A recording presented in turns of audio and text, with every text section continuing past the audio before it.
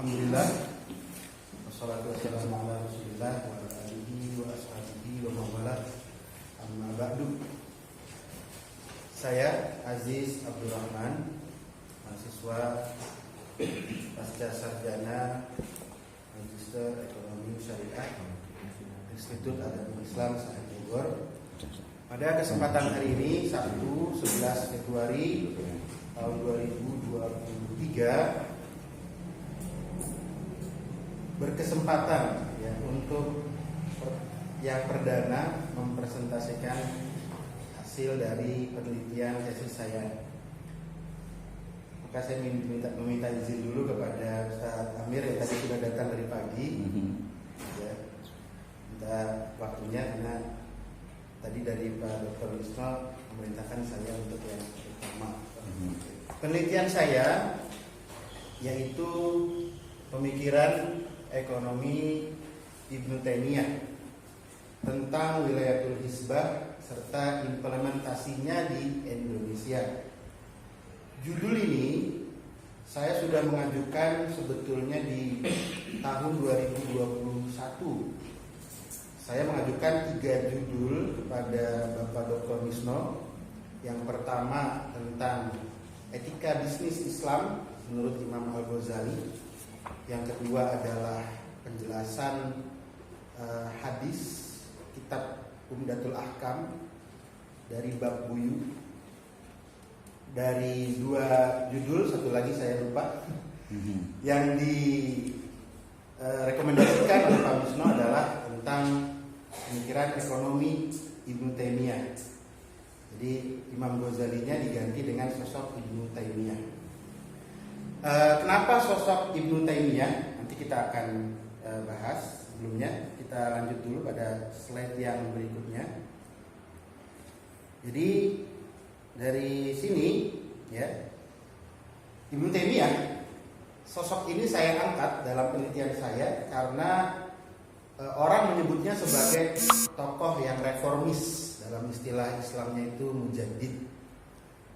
Menurut Az-Zahabi, ini salah satu muridnya, dan muridnya Ibnu Taimiyah itu banyak ya, diantaranya Ibnu Katsir, Az-Zahabi, Ibnu Qayyim, dan seterusnya, mengatakan bahwa karyanya itu sampai 500 buah. Ia merupakan seorang cendekiawan muslim yang multi talenta.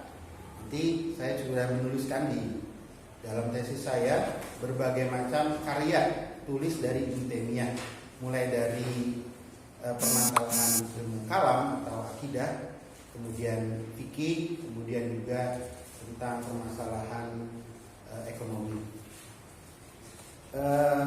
Karya Ibnu Taimiyah, kalau para peneliti sebelum saya, ya para pembesar sebelum saya, kalau saya hanya mengulas saja, itu mengatakan bahwa pemikiran ekonomi Ibnu Taimiyah itu bersumber dari 2 kitab utama beliau.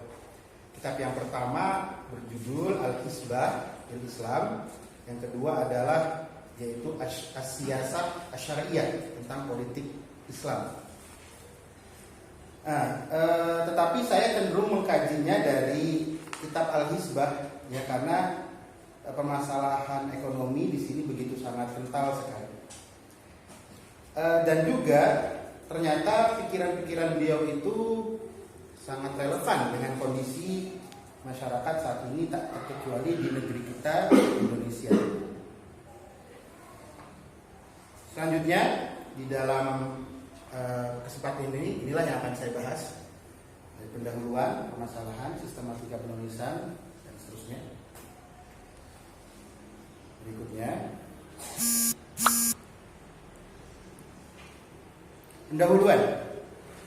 pendahuluan ini saya tulis di bab yang pertama. Saya sengaja tidak buat kata-kata, hanya angka saja yang ada di sini, bahwa menurut data, ini data saya ambil ketika penulisan saya di tahun 2022 bulan September. Jumlah populasi muslim Indonesia itu 86 sekian persen. Kalau diangkakan dalam jumlah itu sekitar 231 juta sekian. Dari angka ini apa kesimpulan yang bisa kita ambil? Bahwa Muslim di Indonesia itu adalah mayoritas, bahkan jumlah terbanyak sedunia. Dari jumlah yang banyak itu ternyata problematikanya juga begitu banyak. Apa saja problem-problem yang saya angkut atau yang saya angkat dalam penelitian ini? Di pendahuluan saya membahas diantaranya adalah kasus-kasus kecurangan, ya, seperti kecurangan para pedagang, ya, kemudian juga kasus kelangkaan beberapa bahan pokok seperti minyak goreng di tahun yang lalu, dan juga tentang kenaikan harga BBM, dan juga perkara-perkara yang lainnya. Di antaranya adalah pinjaman online yang begitu masif, yang bahkan sampai ada kemudian di antara warga kita Indonesia yang terjerat pinjaman online kemudian sampai bunuh diri. Sangat miris sekali. Itu kondisinya. Nah, kajian saya tentang pemikiran ekonomi Ibnu Taimiyah dilandasi ada kesamaan antara zaman Ibnu Taimiyah yang hidup di abad ke-13 Masehi atau ke abad 7 Hijriah dengan kondisi kita yang hidup di Indonesia sekarang. Apa kesamaannya? Saya bahas di dalam tesis saya, dan itu berdasarkan penelitian dari Muhammad Yusuf Harun dalam tesisnya di Universitas Muhammad bin Saud tahun 1981. Beliau meneliti dari karya-karya murid-murid Ibnu Taimiyah seperti Ibnu Katsir dalam Al-Bidayah wa Nihayah bahwa kondisi masyarakat Muslim pada saat itu begitu terbelakang, begitu kemudian fanatisme mazhab itu muncul, mencuat di kalangan masyarakat, taklid buta, dan kemudian juga terpecah masyarakat Muslim di sana. Sehingga apa dampaknya kita tahu di abad itu Muslim di daerah Suriah dan Mesir mendapatkan tekanan yang begitu berat dari Tartar, serangan Tartar bangsa Mongol memporak-porandakan, yang kemudian akhirnya Ibnu Taimiyah dengan jiwa reformisnya membangkitkan semangat jihad, dan itu kemudian ada di bagian yang lain. Tapi yang saya bahas adalah bagaimana kondisi antara di zaman Ibnu Taimiyah dan kondisi sekarang itu bisa dikatakan hampir mendekati. Kemudian pada bagian yang berikutnya saya mengkaji tentang rumusan permasalahannya seperti apa. Rumusannya, bagaimana pemikiran ekonomi Ibnu Taimiyah terkait dengan wilayatul hisbah. Yang kedua, bagaimana bentuk implementasi wilayatul hisbah di Indonesia. Kemudian tujuan penelitiannya adalah menganalisa pemikiran ekonomi Ibnu Taimiyah yang terkait dengan wilayatul hisbah. Menganalisa implementasi wilayatul hisbah di Indonesia.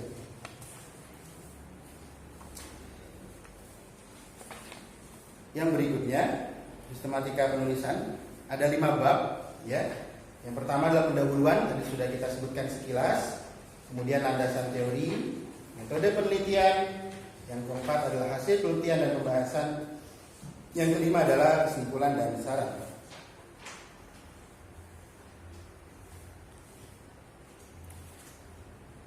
Berikutnya, landasan teori. Tentu tidak saya tulis semua di sini, hanya poin-poin pentingnya saja. Pertama, saya mengkaji tentang pemikiran ekonomi. Apa sih pemikiran itu? Apa kemudian definisi ekonomi? Apa pemikiran ekonomi? Dan juga tidak hanya ekonomi yang bersifat konvensional, saya juga mencantumkan di sana bagaimana atau definisi tentang ekonomi Islam. Kemudian selanjutnya ada biografi Ibnu Taimiyah. Ini saya bahas agak panjang. Kemudian yang ketiga adalah definisi dan tugas lembaga hisbah. Ini juga dari beberapa ahli. Kemudian saya berusaha untuk merangkumnya. Yang keempat, sejarah hisbah dalam Islam. Bahwa ternyata hisbah itu sebetulnya adalah praktek amar ma'ruf nahi munkar. Itu kesimpulannya sebetulnya. Tetapi dari beberapa penelitian para pendahulu bahwa untuk kasus hisbah itu lebih cenderung kepada praktek amar ma'ruf nahi munkar yang terkait dengan kegiatan ekonomi seperti di pasar dan seterusnya. Kemudian di dalam sejarah Hizbah juga saya mengkaji di situ mulai dari zaman Nabi Muhammad SAW, kemudian para khulafaur rasyidin, diantaranya adalah Abu Bakar, Umar juga melakukan tindakan atau Hizbah, yaitu amar ma'ruf nahi munkar terkait dengan ekonomi. Kemudian juga pada masa-masa selanjutnya bagaimana praktik Hizbah dijalankan. Nah, kemudian pada berikutnya saya membahas tentang karya ulama lain yang ada sebelum Ibnu Taimiyah tentang Hizbah, karena ada sebagian yang mengatakan bahwa Hizbah itu adalah tindakan bid'ah, tidak ada itu di dalam Al-Quran dan Hadis.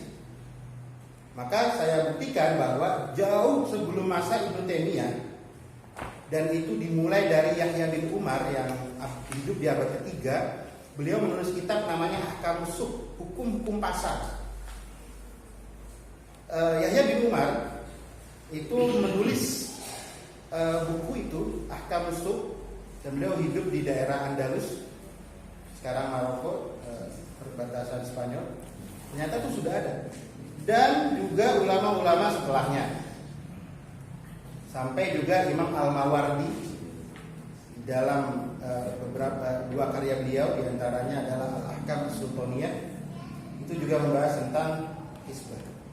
Kemudian Ar-Rutbah fil Hizbah, dan saya bahas beberapa kitab tersebut ada di dalam buku saya. Kemudian juga di landasan teori ini baru kemudian kajian kitab Al-Hizbah. Kajian kitab Al-Hizbah ini belum, isinya belum pada bab kedua ini. Tetapi saya mengkaji otentik, ya, apakah karya ini otentik, karya Ibnu Taimiyah? Apa bukti-buktinya? Saya bahas, ya. Dan sekali lagi tentu pembahasan ini bukan dari diri saya pribadi, tetapi saya kemudian menggali dari para pendahulu yang di dalam pepatah atau ungkapan yang bagus itu disebutkan berdiri di bahu para raksasa. Jadi itu saya mendapatkan dari penelitian para terdahulu bahwa memang Al-Hizbah itu adalah karya Ibnu Taimiyah. Kemudian yang berikutnya setelah landasan teori, tinjauan pustaka ini menjadi sangat penting, atau kajian terdahulu saya mendapatkan sebetulnya mungkin bisa ditambah, tetapi saya mencukupkan 10 ini saja. Tidak saya kemudian tulis semuanya, ya, tapi akan saya sebutkan sedikit saja. Dari zaman tahun 68 sampai 2021. Yang pertama adalah Mursyid. Mursyid ini nama lengkapnya Abdul Aziz bin Muhammad bin Mursyid. Ya, dia mengarang tesis, sebetulnya ini judul lengkapnya adalah Nizamul Hizbah fil Islam. Jadi bagaimana aturan hizbah di dalam Islam. Ya, dia menulis di Jami'ah Muhammad bin Saud di kota Riyadh. Apa kesimpulannya? Beliau di sini membahas tentang hizbah dalam perspektif sejarah, ya, di dalam Islam. Ya, yang membedakan penelitian dengan penelitian saya bahwa penelitian beliau bersifat general, ya, tidak pada sosok tertentu saja, yaitu Ibnu Taimiyah, tetapi hizbah secara umum. Kemudian yang kedua adalah penelitian Hudairi. Nama lengkapnya adalah Najib bin Hasan Shalih Hudairi. Ini disertasi. Judulnya adalah Al-Hizbah An-Nazariyah wal Amaliyah Inda Syekhul Islam Ibnu Taimiyah. Jadi hizbah berdasarkan teori dan prakteknya Ibnu Taimiyah. Ya. Ini adalah disertasi di masih universitas yang sama, Muhammad bin Saud Riyadh, tahun 92. Ya. Penelitian ini, apa yang membedakan? Penelitian ini meskipun mengkaji tentang pemikiran Ibnu Taimiyah, hizbahnya, tetapi hizbah yang masih general tadi, umum. Tadi sudah kita singgung bahwa hizbah maknanya adalah gerakan beramar ma'ruf nahi munkar, yang itu adalah ditunjuk oleh badan negara, ya.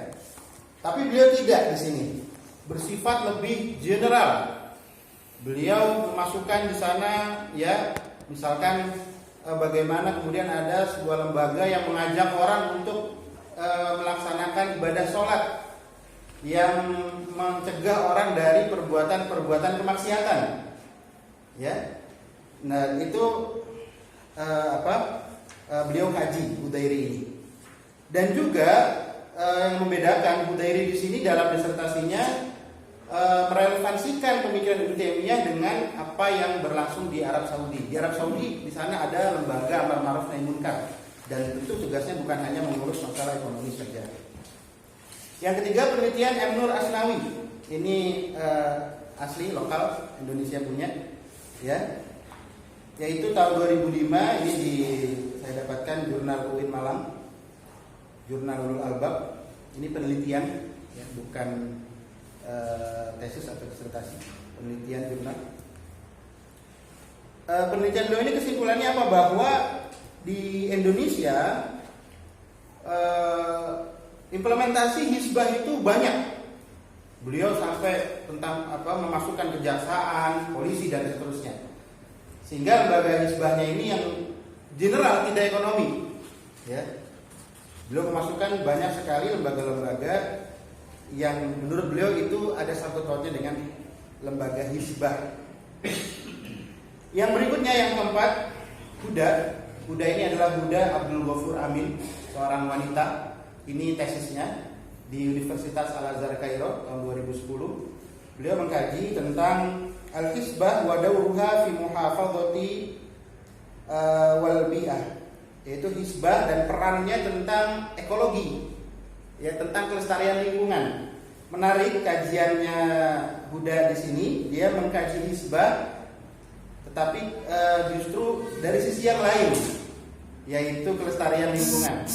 Saya masukkan di sini, ya, karena saya melihat kajiannya Huda begitu mendalam, khususnya terkait bagaimana beliau meresensi kitab-kitab hizbah dari awal, ya, sampai sebelum beliau menuliskan tesisnya.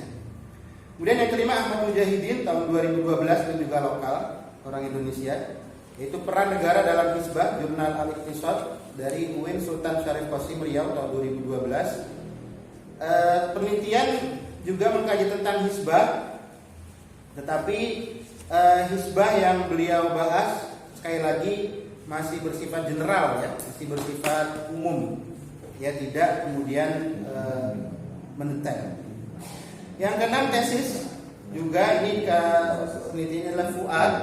Nama lengkapnya adalah Fuad bin Saud Al-Umari. Tesis beliau ini mentahqiq kitab Al-Hizbah. Menarik sekali bahwa sampai pada abad sekarang, dari wafat Ibnu Taimiyah abad ke-7 Hijriah sampai sekarang abad ke-15, belum ada satupun yang baru ada 2 orang yang mentahqiq kitab Al-Hizbah. Proses tahqiq saya sebutkan dalam penelitian saya, yaitu mengumpulkan beberapa manuskrip, yang mana manuskrip itu adalah salinan dari tulisan asli tangan penulis, atau yang menulis adalah muridnya, kemudian dikaji, ya. Dan ini banyak sekali ilmu-ilmu baru yang saya dapatkan dari penelitian Fuad di sini. Oke, langsung ke ini aja, metode dalam 2 menit, kemudian langsung ke temuan penelitiannya. Ya, baik. Karena ini banyak, kita lompat.